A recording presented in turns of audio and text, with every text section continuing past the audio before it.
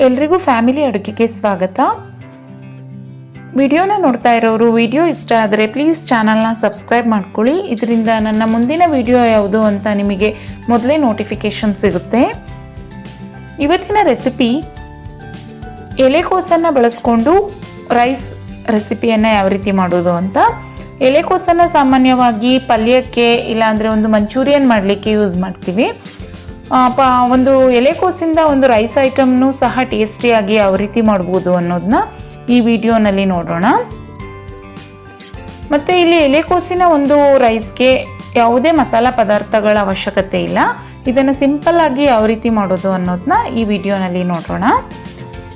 ಮೊದಲಿಗೆ ನಾನಿಲ್ಲಿ ಅರ್ಧ ಭಾಗದಷ್ಟು ಎಲೆಕೋಸನ್ನು ತೊಗೊಂಡಿದ್ದೀನಿ. ನೀವು ಬೇಕಿದ್ರೆ ಒಂದು ಸಂಪೂರ್ಣ ಎಲೆಕೋಸನ್ನು ಸಹ ಬಳಸ್ಕೊಬೋದು. ಇದು ಸ್ವಲ್ಪ ದೊಡ್ಡ ಎಲೆಕೋಸು ಆಗಿರೋದ್ರಿಂದ ನಾನು ಅರ್ಧ ಭಾಗದಷ್ಟು ಎಲೆಕೋಸನ್ನು ತೊಗೊಂಡಿದ್ದೀನಿ. ನೋಡಿ, ಇಲ್ಲಿ ಎಲೆಕೋಸನ್ನು ನೀವು ತೊಗೊಂಡಾಗ ನಾನಿಲ್ಲಿ ಕಟ್ ಮಾಡಿ ತೋರಿಸ್ತಾ ಇದ್ದೀನಿ. ಈ ರೀತಿಯಾಗಿ ಸಣ್ಣದಾಗಿ ಪೀಸ್ ಮಾಡುವಂತಹ ಅವಶ್ಯಕತೆ ಇಲ್ಲ. ನೋಡಿ, ಸಣ್ಣದಾಗಿ ಪೀಸ್ ಮಾಡಿಕೊಂಡ್ರೆ ತುರಿವಾಗ ಎಷ್ಟು ಪ್ರಾಬ್ಲಮ್ ಆಗುತ್ತೆ ಅಂತ. ನೋಡಿ, ಈ ರೀತಿಯಾಗಿ ತುರಿವಾಗ ಅದು ಪೀಸ್ ಆಗಿ ಕಟ್ಟಾಗ್ತಾ ಹೋಗುತ್ತೆ, ತುರಿಲಿಕ್ಕೆ ಕಷ್ಟ ಆಗುತ್ತೆ. ನೀವು ಎಲೆಕೋಸನ್ನು ಈ ರೀತಿ ಪೀಸ್ ಮಾಡಿಕೊಳ್ಳದೆ ಅರ್ಧ ಭಾಗದಷ್ಟನ್ನು ಇಟ್ಕೊಂಡು ತುರ್ಕೊಂಡ್ರೆ ನಿಮಗೆ ತುರಿಲಿಕ್ಕೆ ಹೆಲ್ಪ್ ಆಗುತ್ತೆ.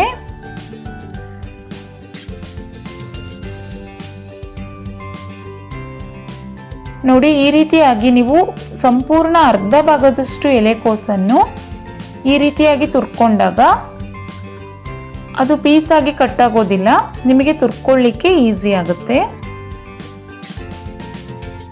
ಎಲೆಕೋಸನ್ನು ಚಾಕುವಿನಿಂದ ಕಟ್ ಮಾಡ್ಕೊಳ್ಳೋದಕ್ಕಿಂತ ಈ ರೀತಿಯಾಗಿ ತುರಿದುಕೊಳ್ಳಿ.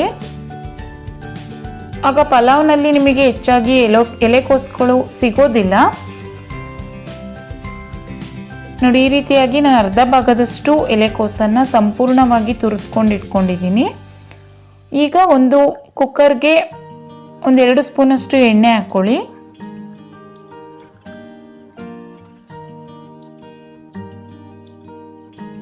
ನಂತರ ಅದಕ್ಕೆ 1-2 ಸ್ಪೂನಷ್ಟು ತುಪ್ಪವನ್ನು ಹಾಕೊಳ್ಳಿ.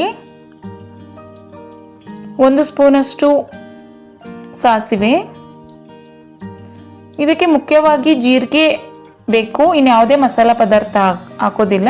ಅದರಿಂದ 1 ಸ್ಪೂನಷ್ಟು ಜೀರಿಗೆಯನ್ನು ಹಾಕೊಳ್ಳಿ. ಸ್ವಲ್ಪ ಕರಿಬೇವಿನ ಸೊಪ್ಪು ಅಷ್ಟು ಹಾಕ್ಬಿಟ್ಟು ಅದಕ್ಕೆ ತುರಿದುಕೊಂಡಿರುವಂತಹ ಎಲೆಕೋಸನ್ನು ಸೇರಿಸ್ಕೊಳ್ಳಿ.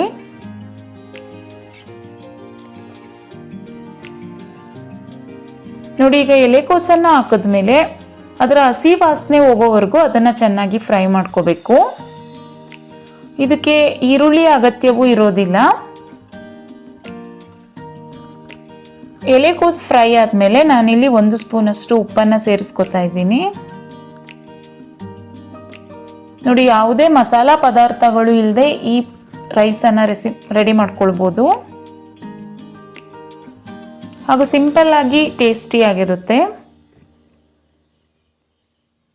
ನೋಡಿ, ಈಗ ಇದಕ್ಕೆ ಒಂದು ಅರ್ಧ ಸ್ಪೂನಷ್ಟು ಶುಂಠಿ ಬೆಳ್ಳುಳ್ಳಿ ಪೇಸ್ಟನ್ನು ಹಾಕೋತಾ ಇದ್ದೀನಿ.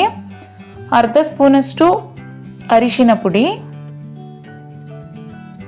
1/4 ಸ್ಪೂನಷ್ಟು ಖಾರದ ಪುಡಿ, ಅರ್ಧ ಸ್ಪೂನಷ್ಟು ಸಾಂಬಾರ್ ಪುಡಿ. ಇಷ್ಟನ್ನು ಹಾಕ್ಬಿಟ್ಟು ಚೆನ್ನಾಗಿ ಫ್ರೈ ಮಾಡ್ಕೊಳ್ಳಿ.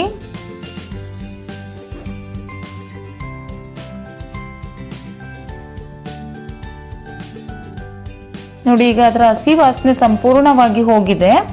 ಈಗ ಅದಕ್ಕೆ 2 ಸಣ್ಣಗೆ ಹೆಚ್ಕೊಂಡಿರುವಂತಹ ಟೊಮೊಟೊವನ್ನು ಸೇರಿಸ್ಕೊತಾ ಇದ್ದೀನಿ. ಟೊಮೊಟೊ ಹಾಕಿದ್ಮೇಲೂ ಅಷ್ಟೇ 1-2 ನಿಮಿಷ ಚೆನ್ನಾಗಿ ಫ್ರೈ ಮಾಡ್ಕೊಳ್ಳಿ.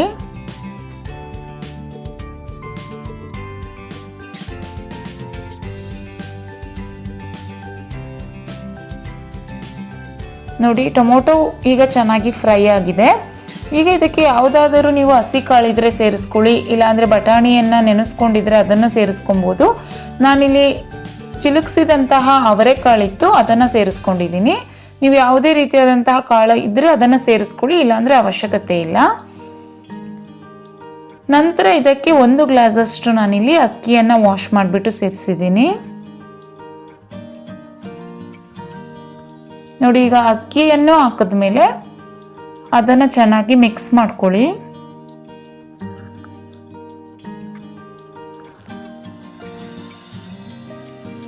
ಈಗ ಅದಕ್ಕೆ ನಾನು 2 ಗ್ಲಾಸಷ್ಟು ನೀರನ್ನು ಸೇರಿಸ್ಕೊತಾ ಇದ್ದೀನಿ. ಕೊನೆಯಲ್ಲಿ ರುಚಿಗೆ ತಕ್ಕಷ್ಟು ಉಪ್ಪನ್ನು ಸೇರಿಸ್ಕೊಳ್ಳಿ.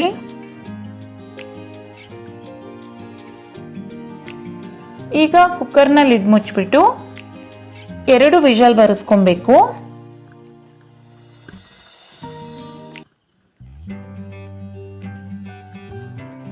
ನೋಡಿ, ಈಗ ಕುಕ್ಕರ್ 2 ವಿಷಲ್ ಬಂದ್ಬಿಟ್ಟು ಕುಕ್ಕರ್ ತಣ್ಣಗಾದ್ಮೇಲೆ ಕುಕ್ಕರ್ನ ಲಿಡ್ ತೆಗೆದ್ಬಿಟ್ಟು ಅದನ್ನು ಚೆನ್ನಾಗಿ ಮಿಕ್ಸ್ ಮಾಡ್ಕೊಳ್ಳಿ.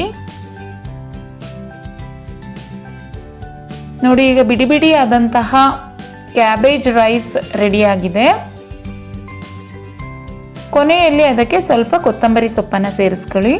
ಇದು ತುಂಬ ಟೇಸ್ಟಿಯಾಗಿರುತ್ತೆ. ಯಾವುದೇ ರೀತಿಯಾದಂತಹ ಚಕ್ಕೆ ಲವಂಗ ಯಾವುದೇ ಮಸಾಲ ಪದಾರ್ಥವನ್ನು ಆ್ಯಡ್ ಮಾಡದೇ ಇದ್ರೂ ಕ್ಯಾಬೇಜಲ್ಲೇ ಟೇಸ್ಟ್ ಇರೋದ್ರಿಂದ ಇದು ಸೂಪರ್ ಆದಂತಹ ಟೇಸ್ಟನ್ನು ಕೊಡುತ್ತೆ ಪಲಾವ್ಗೆ.